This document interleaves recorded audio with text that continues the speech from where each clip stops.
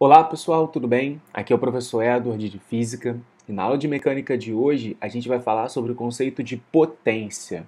Vamos aprender a calcular o valor dessa potência, o que significa essa grandeza física, claro, quais são as suas unidades medidas e como é que pode aparecer uma questãozinha sobre isso para você na sua prova. Pessoal, então primeiro vamos começar com a definição. Potência é a rapidez com que se realiza trabalho.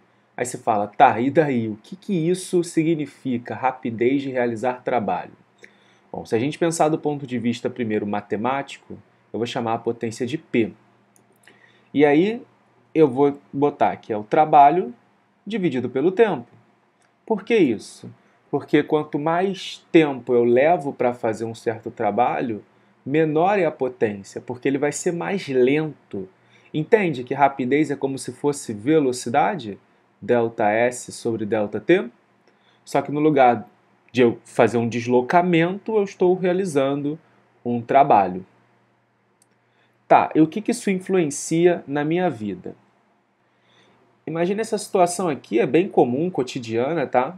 Eu vou chamar de situação 1 e situação 2.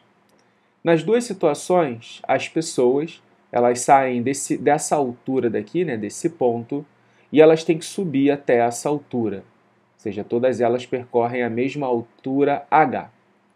Eu quero saber qual é a diferença do trabalho realizado pela força-peso nessas duas situações e qual delas realiza maior ou menor potência. Pessoal, a altura é a mesma. E a gente viu que o trabalho da força-peso só depende da altura. É claro que eu estou supondo que as massas são iguais, tudo bem?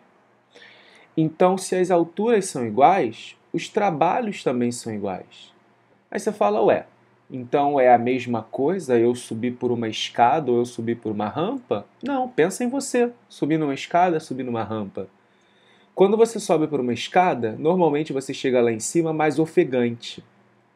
E quando você sobe uma rampa, por você demorar mais para poder fazer esse trabalho, você chega aqui em cima menos ofegante. Porque se você demorou mais, você precisou de menos potência, o seu coração não vai acelerar tanto. Então, essa é a ideia da potência. Ela vai mostrar o desempenho da sua realização de trabalho. Então, nesse exemplo daqui, a potência 1 é maior que a potência 2.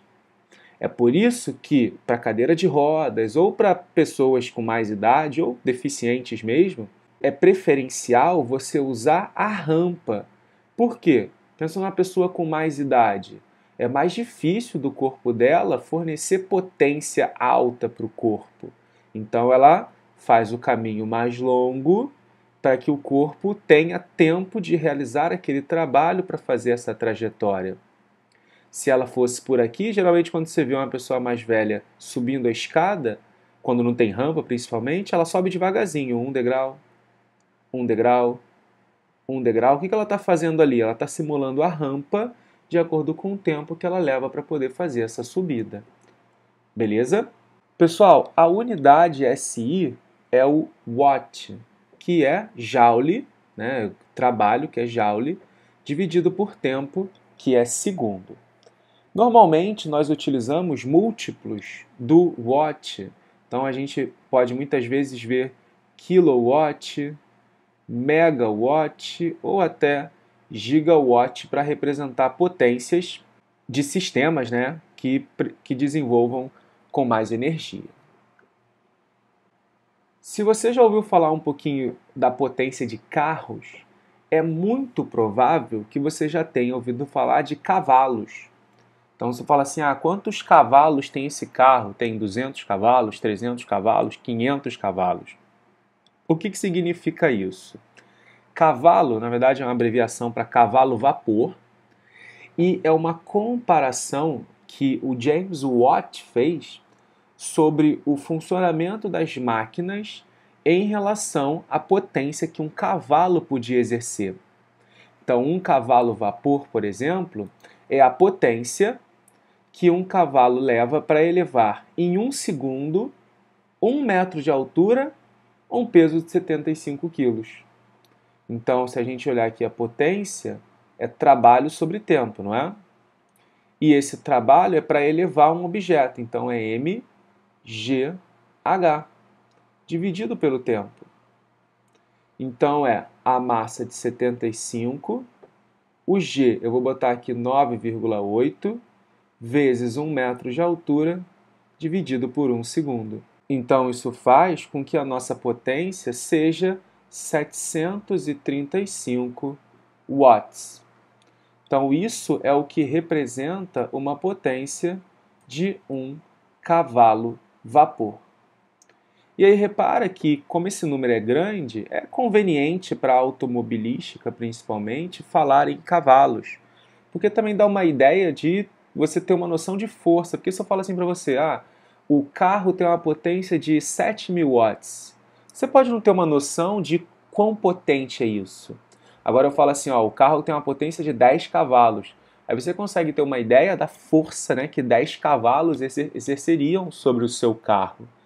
Tá? Então, é uma forma de você traduzir um pouco melhor o significado dessa potência. Na Inglaterra, para variar, o cavalo-vapor é definido de uma forma um pouquinho diferente. Tá? Parece que os cavalos ingleses são um pouquinho mais fortes, eles conseguem fazer esse movimento aqui em menos de 1 segundo.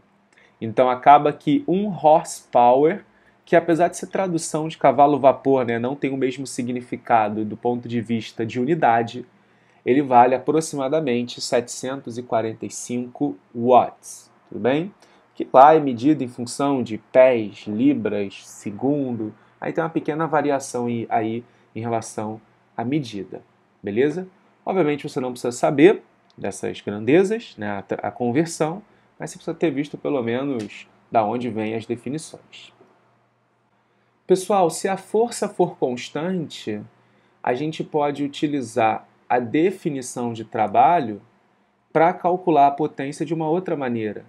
Porque nós vimos na aula passada que o que era trabalho de uma força constante era a força vezes o deslocamento. E aí, esse termo daqui que você está vendo, ΔS sobre ΔT, ora, é bem conhecido nosso, né? É a velocidade.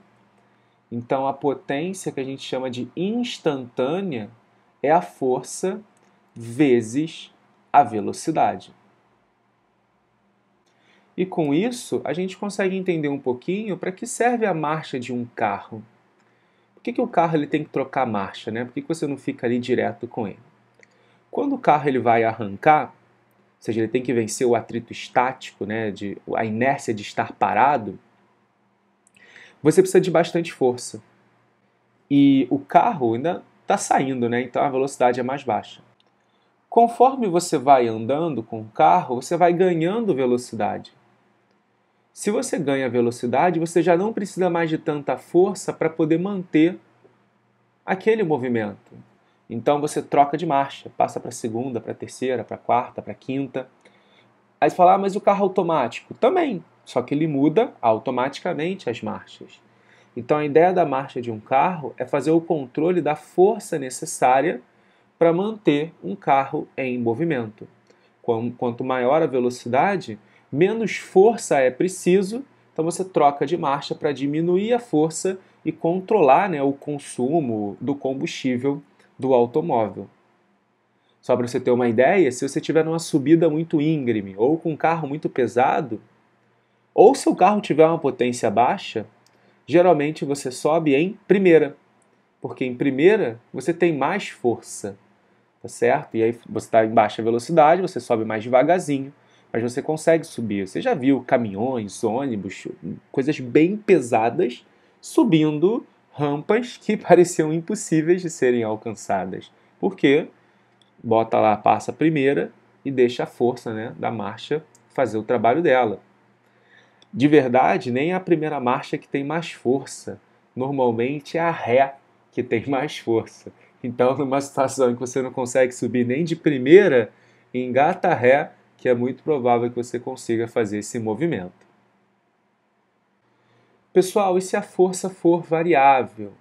Aí a gente constrói um gráfico da potência pelo tempo e, surpreendendo provavelmente a ninguém, já que numa força constante a potência, né, é trabalho sobre tempo, ou seja, o trabalho é a potência vezes o tempo, né, se for constante.